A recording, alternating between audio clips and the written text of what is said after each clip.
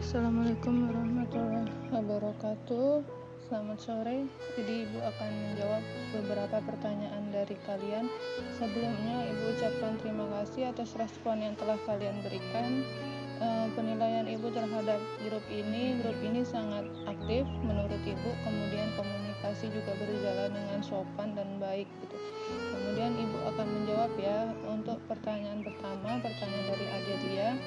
Delia bertanya, sudah berapa lama Ibu mengajar di SMA 1? Ibu mengajar di SMA 1 sejak 4 Agustus 2014. Kemudian, adakah pengalaman yang membuat Ibu berkesan selama mengajar di sana?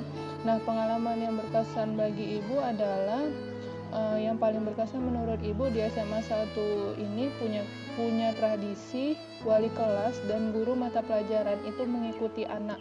Jadi, dari kelas 10, 11, dan 12 kemungkinan besar itu wali kelas dan guru mata pelajaran mengikuti anak ini dari kelas 10 juga dengan itu kelas 11 dan kelas 12. Jadi kalian bisa bayangkan bagaimana kedekatan antara wali kelas, guru dan anak selama 3 tahun tersebut. Apalagi ketika kita tatap muka nanti, pembelajaran dilaksanakan, sekolah kita kan full day, jadi dari pagi sampai sore selalu bertemu dengan guru dan anak-anak seperti itu. Bagi Ibu itu sangat berkesan sekali. Kenapa? Karena secara subjektif kedekatannya itu sangat luar biasa. Nah, nanti akan terasa ketika perpisahan seperti itu. Makanya di SMA 1 Bintan Utara itu juga punya tradisi, mereka selalu piknik kelas gitu, rekreasi kelas, yang jalan-jalan. Disitulah momen-momen kedekatan yang menurut Ibu itu nggak bisa terlupakan. Kemudian pertanyaan dari Muna,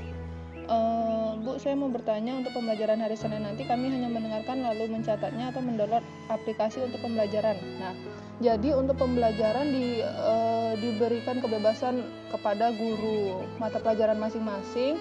Jadi kalian mengikuti alur yang diinginkan oleh guru mata pelajaran. Jadi kalian harus menyesuaikan diri. Nah, Ibu harus tekankan pada kalian bahwa yang harus kalian ingat, kalian itu sudah bukan anak SMP lagi. Nah, jadi bagaimana caranya? Minimal sikap kalian harus berubah. Sikap yang di sini yang dimaksud adalah sikap proaktif kalian menanyakan terkait materi pembelajaran dengan guru mata pelajaran, termasuk cara atau metode pembelajaran yang dilakukan oleh masing-masing guru mata pelajaran. Nah, pengalaman yang tahun-tahun lalu itu metodenya menyesuaikan dengan kebutuhan. Ada yang menggunakan aplikasi, nanti kalian akan diberitahukan aplikasi apa saja yang harus diunduh. Kemudian ada juga model guru yang mungkin sudah senior, jadi agak sulit mengikuti perkembangan teknologi, ya kalian maklumi saja. Jadi memberikan tugas via WA yang kemudian nanti dikirim foto dan sebagainya seperti itu.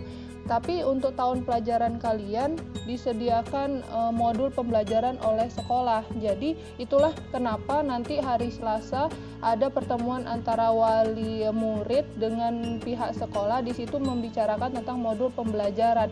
Karena pengalaman yang 3 bulan lalu itu pembelajaran kurang efektif karena anak tidak tatap muka, tapi mungkin juga kemarin kan karena mendadak jadi kurang persiapan. Nah, tapi untuk tahun pelajaran kalian sudah disediakan modul oleh pihak sekolah. Jadi kita tunggu aja hasil rapat dengan orang tua kalian di hari Selasa.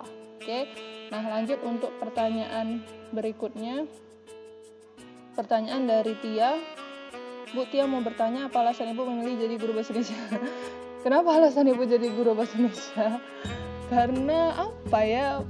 Bagi Ibu, ilmu bahasa itu adalah ilmu yang minimal harus dikuasai oleh manusia, seperti itu.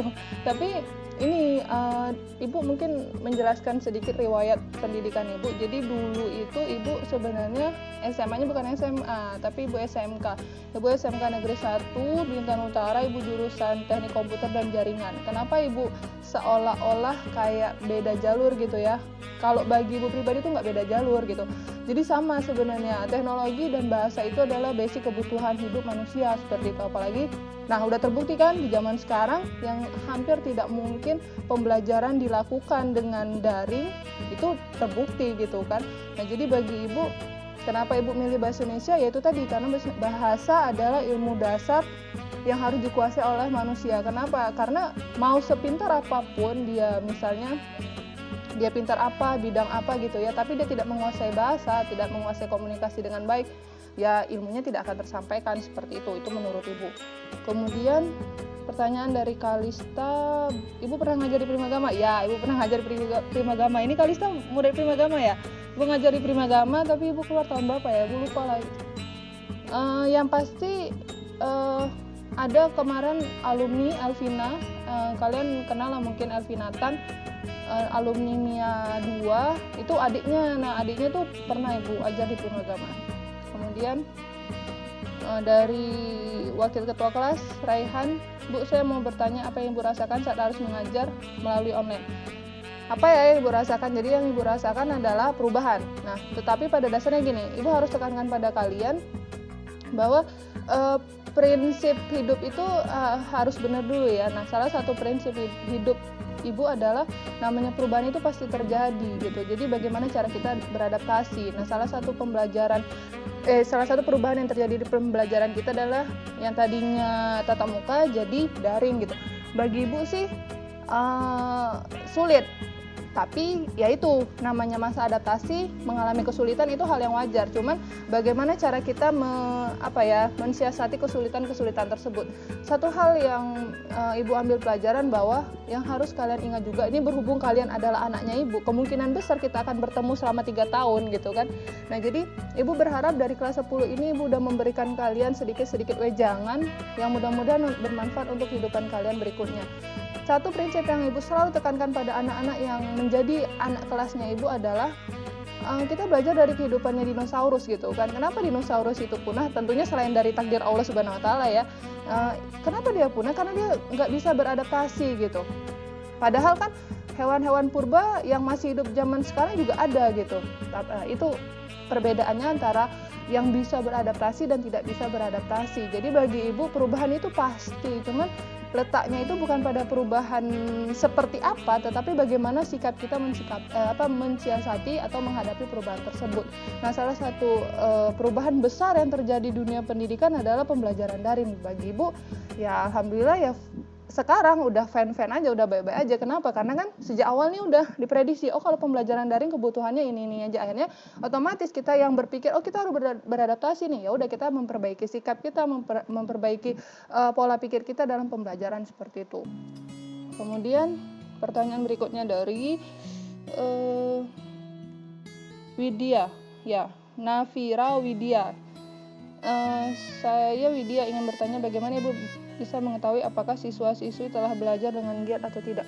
Maksudnya nih Ibu mengetahui siswa-siswi belajar dengan giat atau tidak gitu. Jadi Ibu mengetahui, Ibu bisa tahu nggak gitu siswa itu belajar dengan giat atau tidak. Kalau Ibu prinsipnya begini sih. Itu tadi Ibu sampaikan bahwa kalian ini bukan anak SMP lagi. Nah, namanya anak sekolah menengah atas. Nah, namanya sekolah menengah atas itu pembelajaran yang kalian lakukan harusnya itu kalian yang mengatur diri kalian sendiri gitu. Bagaimana kalian meningkatkan motivasi belajar kalian gitu. Jadi jangan sampai harus dimarahin sama guru dulu baru kalian jadi semangat gitu. Kalau anak SMP masih tahap awal, sekolah menengah pertama masih tahap awal, jadi perubahan transisi antara usia SD kemudian ke SMP itu wajar gitu. Jadi dipaksa-paksa tugas mana ulangan lo besok diingatkan, itu wajar. Tapi kalau anak SMA itu harusnya motivasi belajar udah di dalam dirinya sendiri, dan harusnya nanti mudah-mudahan nanti lain kesempatan Ibu bisa menyampaikan sedikit wejangan untuk kalian. Jadi harusnya dari kelas 10 ini kalian udah harus memikirkan nanti ketika kuliah itu kalian jurusan apa, seperti itu. Jadi jangan sampai justru di kelas 3 kalian masih ngambang, aduh aku mau kuliah apa dan sebagainya gitu. Karena pola pikir anak SMA harusnya sudah berpikir setidaknya kalian nanti masuk fase kuliah gitu. Nanti kuliah itu jurusan apa ya, bidang apa yang aku sukai gitu. Jadi nggak ngambang. Nah, jangan salah loh, waktu di SMA itu tuh waktu yang sangat singkat. Ini anggaplah kita daring ini sampai semester sampai Desember gitu kan. Nah, dari Desember sampai Desember Januari itu tuh udah semester ganjil loh, udah selesai gitu. Jadi udah masuk aja semester genap. Toto nanti kelas 2, kelas 3 itu nggak 1 tahun loh nak, kayak gitu. Jadi harusnya pola pikirnya itu udah berubah gitu. Jadi kita yang harus giat, kita yang harus mengatur diri kita harus memanage waktu belajar kita. Nah, kalau guru kan hanya fasilitator, jadi guru tuh hanya memberikan seperti wejangan, semua letaknya ya pada kalian sendiri, seperti itu. Ini Bu beri jawaban singkat-singkat aja ya. Kemudian pertanyaan berikutnya dari Oza. Oza ingin bertanya, apa kesan pertama Ibu saat pertama kali mengajar? Kesan saat pertama kali ngajar dulu. Ya pasti kikuk lah, ngadepin banyak siswa gitu kan, banyak orang.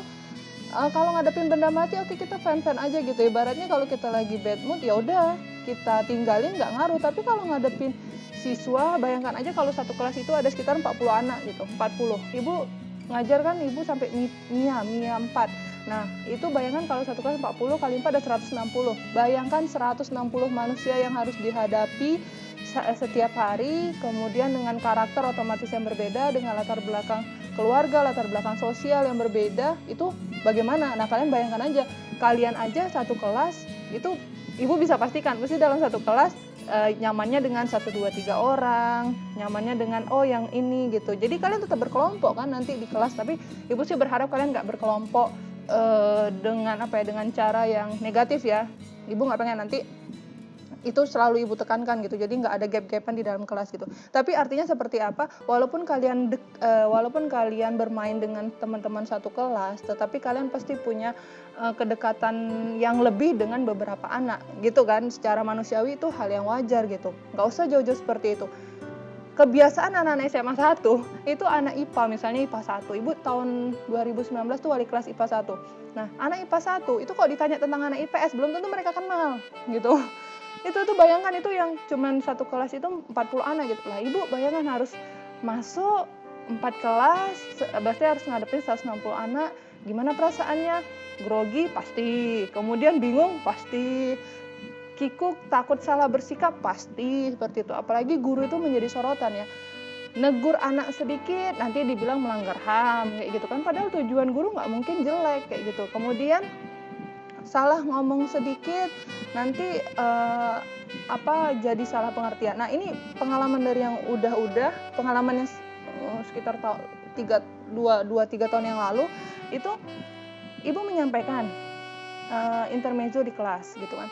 Nah, Ibu selalu tekankan gini, kalian kalau misalnya mendapatkan informasi dari Ibu atau dapat wejangan dari Ibu, kalau kalian merasa belum begitu memahami, mending gak usah menyampaikan ke pihak luar. Kenapa? Hati-hati loh nak. Prinsip kehidupan itu kalau manusia dititipkan duit pasti berkurang. Nah, kalau manusia dititipkan kata pasti berlebih. Nah gitu. Makanya yang membuat salah paham antara orang tua murid dengan masyarakat, kemudian dengan guru, jadi orang tua murid, masyarakat dengan pihak sekolah itu rata-rata muridnya sendiri gitu dititipkan kata oleh pihak sekolah, itu berlebih lagi ngomong ke orang tua, ngomong ke masyarakat. Nah, itulah selalu jadi konflik seperti itu gitu. Makanya itulah kesulitannya bekerja berhadapan dengan manusia itu seperti itu. Tapi ya itu tadi, namanya kita mau menjalani kehidupan dengan maksimal, ya kita harus siap dengan segala perubahan-perubahan kayak gitu. Yang penting kita mau belajar, kemudian kita buka diri terhadap saran-saran, kemudian kita berusaha memperbaiki seperti itu. Kemudian pertanyaan dari ketua kelas. Nah, saya Ilham ingin bertanya Bu, apakah sebelum di SMA 1 Ibu pernah mengajar? Sampai sekarang Ibu dari pertama ngajar 2014 sampai sekarang Ibu mengajar juga di SMK Muhammadiyah seperti itu. Dah, oke. Ini cukup ya. Nanti seiring berjalannya waktu kita akan ngobrol-ngobrol lagi. Yang pasti pesan Ibu, hari Senin kita mulai pembelajaran daring, jadi kalian harus siapkan diri. Sebenarnya ini yang ingin Ibu tanyakan, selama daring yang telah kalian lakukan di akhir tahun SMP dulu, ada nggak sih yang terkendala dengan kuota misalnya seperti itu, atau terkendala dengan gawainya gitu kan, dengan gadget kalian kayak gitu. Nanti itu akan kita bahas ya. Nanti jangan sampai pembelajaran udah berlangsung terus alasan kalian, Bu, kami nggak punya HP gitu kan nggak mungkin seperti itu. Udah sekian aja.